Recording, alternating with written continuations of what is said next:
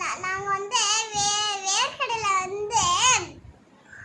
வேர்க்கடலை போட்டுட்டு அதுக்கப்புறம் புதினா போட்டுக்கிட்டு அதுக்கப்புறம் தக்காளி போட்டுக்கிட்டு அதுக்கப்புறம் வெங்காயம் போட்டுக்கிட்டு அதுல பப்பு போட்டுக்கிட்டு அப்புறம் அப்படியே ரவுண்டா இருக்குமே வெள்ளை பப்பு அது போட்டுக்கிட்டு அப்புறமா லேஸ் கொஞ்சம் கட் பண்ணி தூவி விட்டு அவ்வளோதான் கிண்டி கிண்டி விட்டு அப்புறம் கொஞ்ச நேரம் நம்ம கொஞ்ச நேரம் என்ன பண்ணணும் தெரியுமா? கொஞ்ச நேரம் ஊற வைக்கணும் அதை.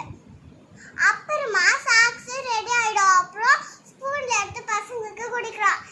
இதை வந்து ஸ்கூல் போயிட்டு அப்புறம் பசங்க எடுத்து கேட்கும், இதான் நம்ம பசங்க செஞ்சு தரணும். எல்லாமே செஞ்சு முடிச்சுட்டு அப்புறம் வேற சாக்ஸ்ல சொல்லி